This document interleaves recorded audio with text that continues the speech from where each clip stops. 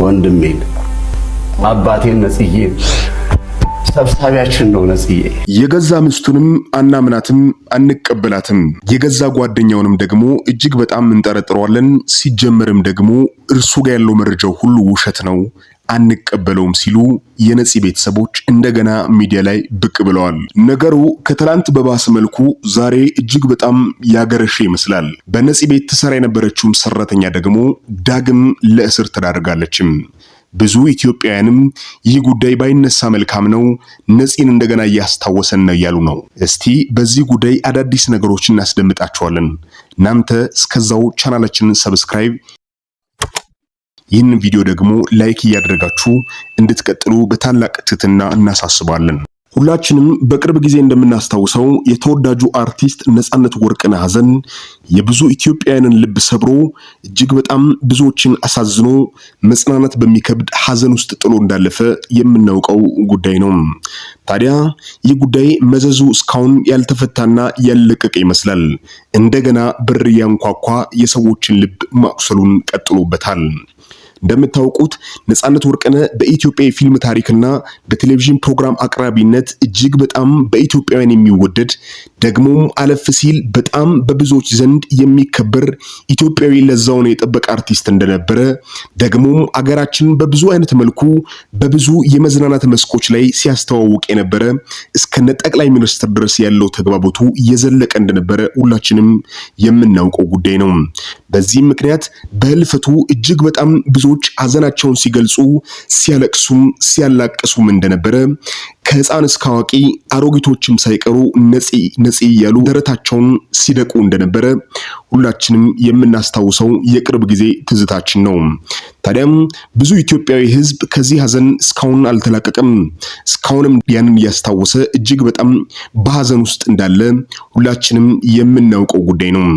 ታዲያም ይህ ጉዳይ ዛሬም ሳይፈታ ቀርቶ ነገሮች መዘዞቹ እጅግ በጣም እየበዙ እየሰፉ ሁኔታዎች ከቁጥጥር እየወጡ እንዳሉ ብዙ የሚያመለክቱ ነገሮች ዛሬም በየሚዲያው ብቅ ማለት ጀምረዋል።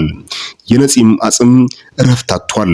እጅግ በሚያሳዝንና ልብን በሚሰብር ሁኔታ በዚህን ሰዓት ካዘናቸው ባላገገሙ ልጆች ካዘኗ ባላገገመችው ባለቤት ላይና ካዘናቸው ባላገገሙ አንዳንድ ወዳጅና ቅርብ በሆኑ ሰዎች መካከል ሊደመጥ የማይገባ እጅግ በጣም አስነዋሪ የሆኑ ንግግሮች በሚዲያ ላይ ተለቀው ዛሬና ትላንት እየታዩ እንደሆነ ሁላችሁም የምታውቁት ጉዳይ ነው። ታዲያም በዚህ የተነሱ ሐሳቦች እጅግ በጣም ዘግናኝ ናቸው። ሊደመጡም ሊሰሙም የማይገቡ ተብሎ የሚመከሩ ናቸው። እጅግ በጣም የሰዎችን ልብ የሚያቆስልና የሚያሳዝኑ ናቸው። የቀድሞ የጓደኛውም ጉዳይ ደግሞ የባለቤቷም ጉዳይ እጅግ በጣም በክፉ ሳይድ ተነስቶ ብዙ ኢትዮጵያውያንን እያስቆጣ እንዴት እኛ እያለን እንዴት በዚህ ልክ እያስባለ ይገኛል። እጅግ በጣም ጨካኝነት የተሞላበት አረመኔያዊ ተግባር ነው ተብሎ እየተወገዘም ይገኛል። ከተነሱት ነጥቦች መካከል በጣም የሰዎችን ቀልብ የሳበው ከጓደኛው ጋር የነበረው ግንኙነት ሲሆን ጓደኛው ነፂ የጉበት ታማሚ መሆኑን እያወቀ በመጠጥ ቤት ብዙ ጊዜ እንዲያሳልፍ ገፋፍቶታል። እንዲያውም በመጠጥ እንዲገፋ አድርጎ ህይወቱ በቅጽበት እንዲያልፍ ያደረገው ያ የገዛ ጓደኛው ነው። ከኔ ጋር ኖሯል፣ ከኔ ጋር በልቷል፣ ትዳሬን ድሮልኛል፣ መስርቶልኛል ብሎ የሚለው ያ ጓደኛው የሞቱ መንስኤ ነው እያሉ እህትና ወንድሞቹ ሜዲያ ላይ ቀርበው ተናግረዋል።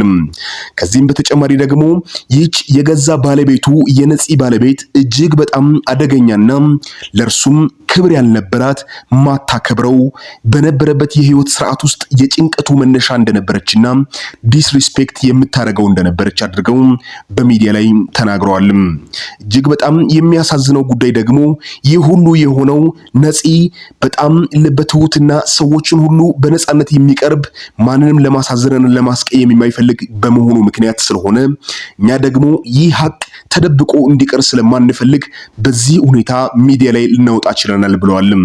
በዚህ ምክንያት እጅግ በጣም ብዙ ሰዎች ልባቸው እንደቆሰለና እንዴት እንደዚህ ሊሆን ይችላል እያሉ ቁጣቸውን በሚዲያ እየገለጡ እንደሆነ እናንተም ያደመጣችሁትም ያያችሁትም ጉዳይ ነው።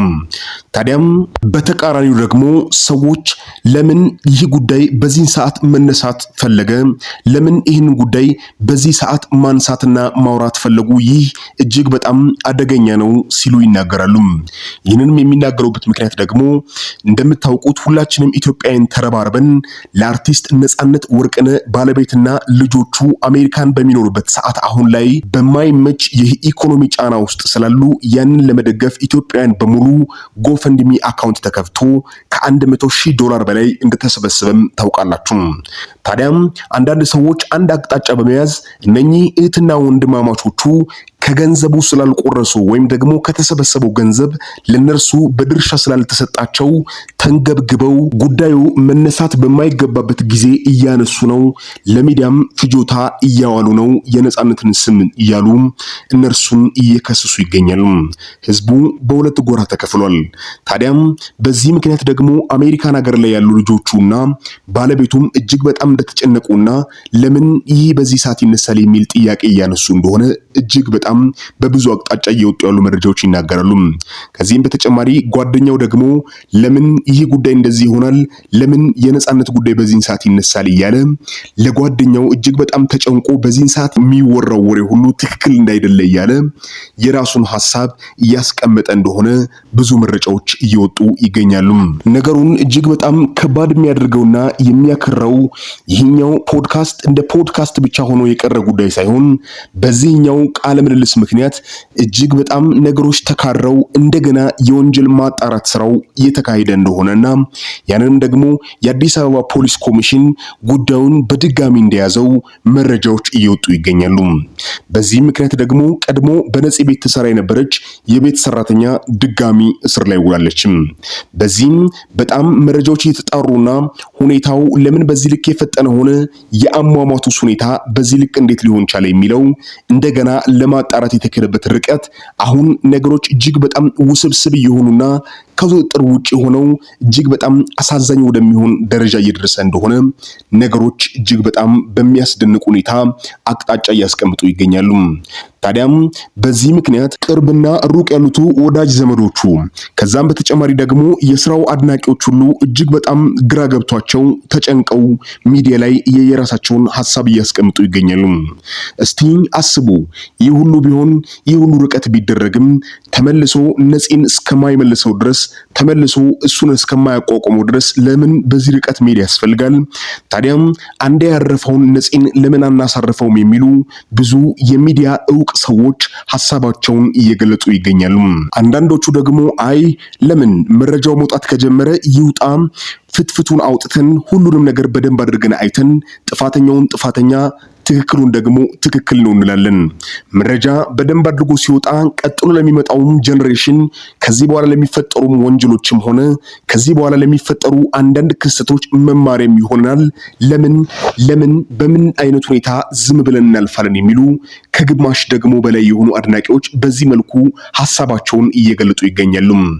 ታዲያም በዚህም አቅጣጫ የሚነሱ ሐሳቦች አሜሪካን ሀገር ላይ ያሉትን ልጆች እጅግ በጣም እያስጨነቃቸው እንደሆነና በዚህ ምክንያት እጅግ በጣም ከነገሮች የተስተጓጎሉ የአባታችን ጉዳይ ያላለቀለት ሆኖ እንዴት ለምን እንደዚህ ይሆናል ብለው አሜሪካን ሀገር ላይ ባሉበት እናታቸውን እያስጨነቁ እንደሆነና ነገሮች ወደ ተካረረበት አቅጣጫ እየሄደ እንደሆነ መረጃዎች እየጠቆሙ ይገኛሉ።